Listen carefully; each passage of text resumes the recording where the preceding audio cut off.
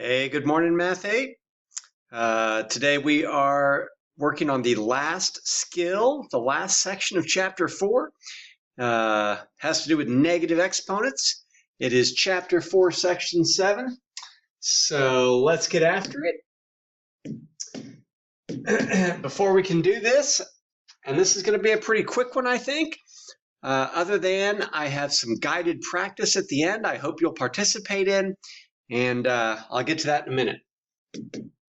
So before we can do that, we have to go over one little topic, which I think you've done before, I hope. If not, not a big deal. Reciprocals. Do we know what reciprocals are? Because they are going to become important in this section. So they're not difficult. A reciprocal is when you, let's write it here, reciprocal, it is when you take a fraction and flip it over. That is the way most people think of what a reciprocal is, when you take a fraction and flip it over. The technical math definition of reciprocals is when multiplied, a number and its reciprocal equals 1. I'll show you that in a second, but really the big thing here is this. When you take a fraction and flip it over, you create its reciprocal. So for instance, by the way, you don't necessarily need to be writing this down. You'll get a little practice here in a second. The fraction 2 over 5, its reciprocal would simply be 5 over 2. It's that easy. The reciprocal of 1/3 would be 3 over 1, or just 3, right? And see, when you multiply these together, you get 10 over 10, which equals 1. When you multiply a number times its reciprocal, you always get 1. That is all a reciprocal is you take a fraction, you flip it over. You might say, what if you have a whole number like 7? Well, remember, 7 is actually 7 over 1 if you write it as a fraction. So its reciprocal would be 1/7. Same thing with the W. If I take the W and I make it into a fraction just by putting it over 1, then its reciprocal would be 1 over W. So if you take a whole number, you could make it into a fraction by putting it over 1, and then you just flip it to get its reciprocal. All right, I think that's enough.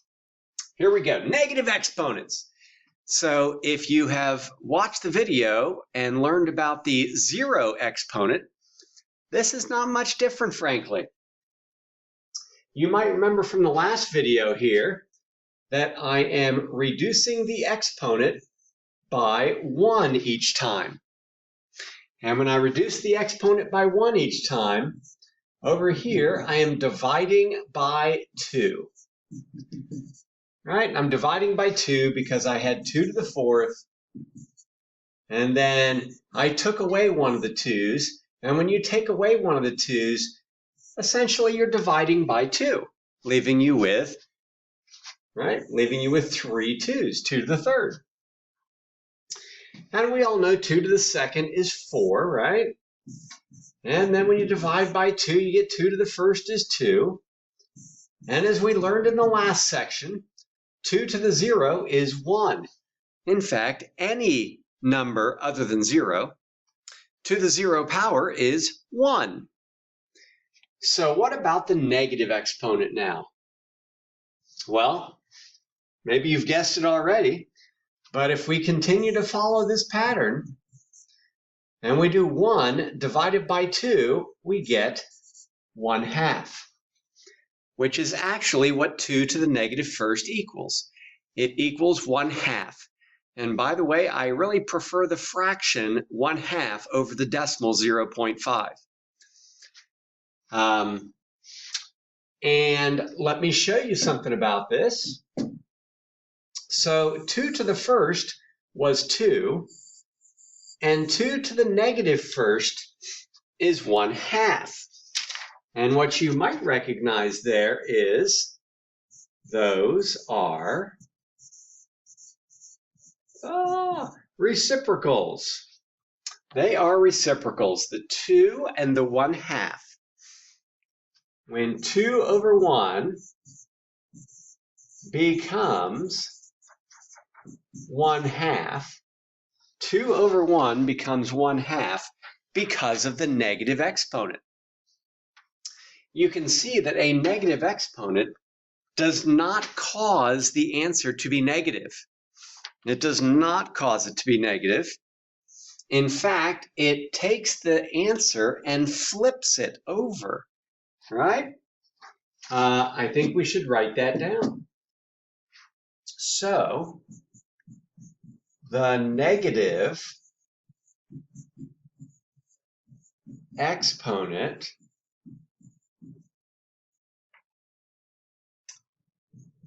flips the base.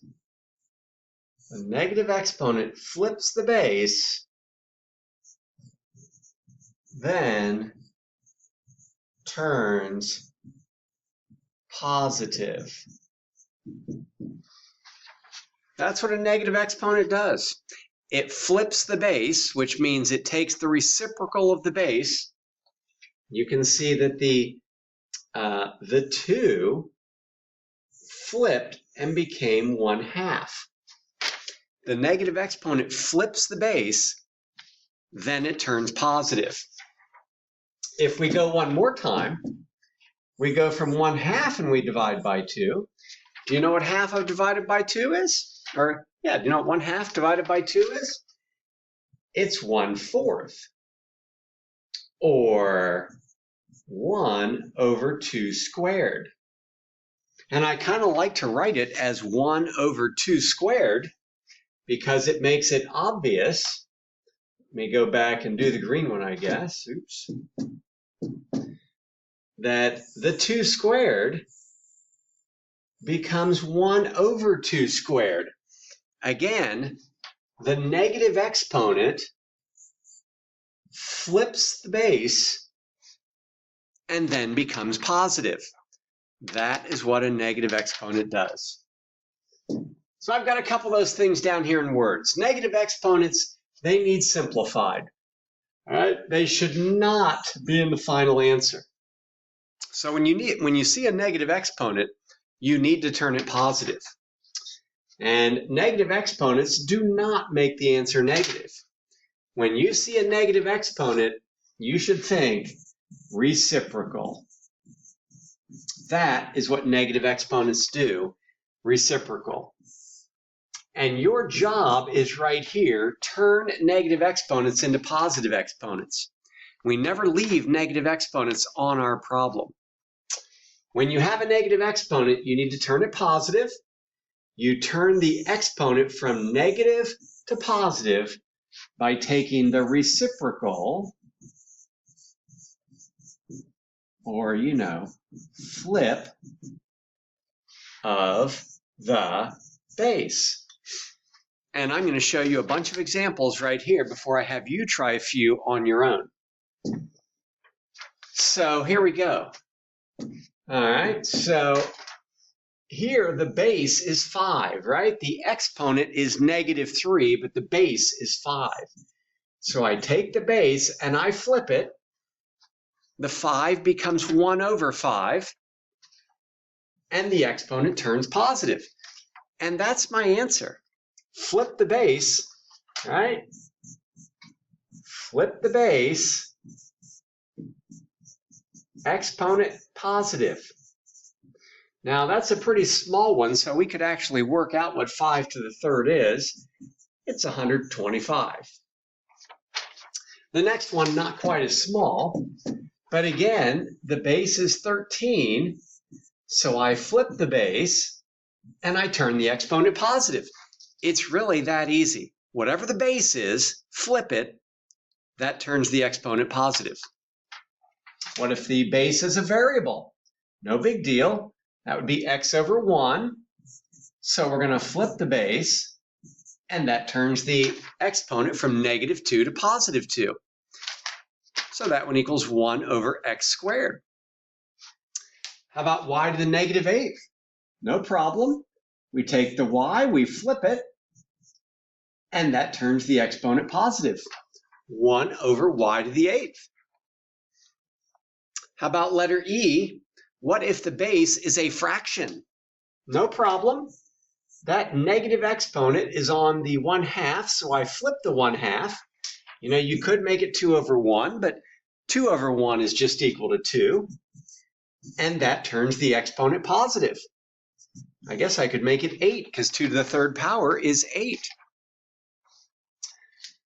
How about 3/5? Simply flip it over. Now that negative exponent is on the whole thing, so we got to put it on the whole thing. And I could leave that as the answer. Or I could make it 5 times 5, 25, 120, 625 over 3, 9, 27, 81. All right, this gets a little tricky now, letter G. What you don't want to forget here is that this is actually 5 times x to the -3rd, right? Those two guys are being multiplied together. So the negative exponent is on the x, not the 5. This would be 5 times 1 over x to the 3rd. And I can actually multiply those together. Maybe you want to make the 5 into a fraction by putting it over 1. A lot of people like to do that. Or if you just visualize it, it's not that big a deal. But when you multiply fractions together, you multiply the tops, 5 times 1, and you multiply the bottoms, 1 times x to the 3rd. And last up, kind of the same thing, except this time the number, the coefficient, has a negative exponent on it. So this would actually be, let's see, that'd be 1 over 7 to the 2nd, right?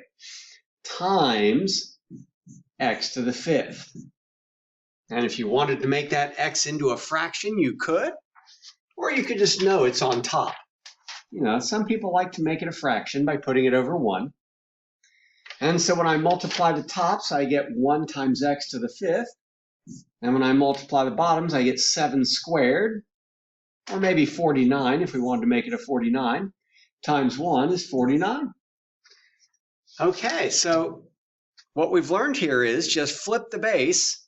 That turns the exponent positive. There's about 5 problems on the back, and I think you should pause the video and try them on your own. That would be how to get the most out of this. And then watch me do it and see if you got it. So here we go. This one is actually 3 times x to the -4th times y to the 2nd, which would be 3 times 1 over x to the 4th times y to the 2nd. Now, if you like to make those into fractions, they would look like that. And so when I multiply the tops, 3 times 1 times y to the 2nd, I get 3y to the 2nd. And on the bottom, I get x to the 4th.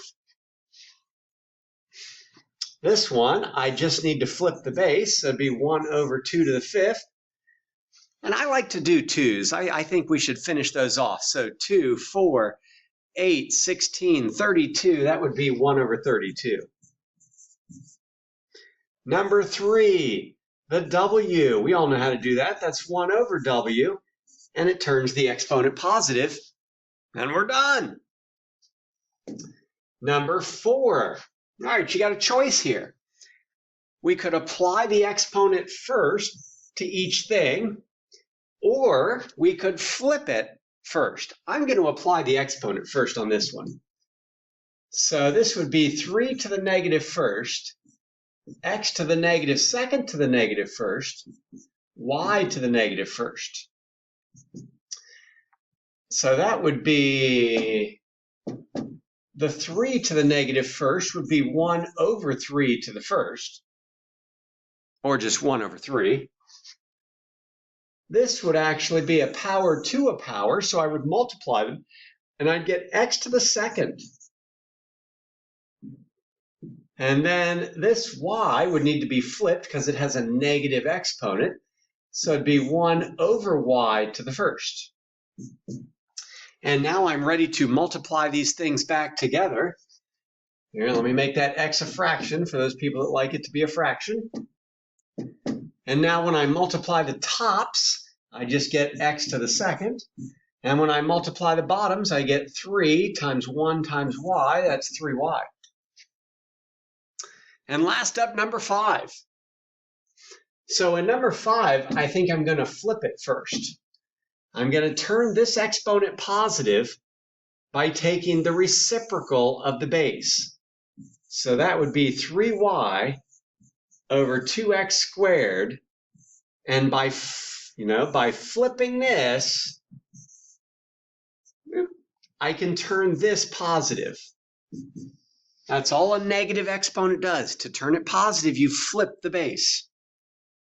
And now I can go ahead and apply this to each thing, right? So this would be 3 to the third, y to the third, 2 to the third, x squared to the third, which leaves my final answer as 27, y to the third. This would be 8. And when I have an exponent raised to another exponent, I multiply them together, so 8x to the 6th. All right, I hope you get that. I hope you did well. I'll see you guys at the next class.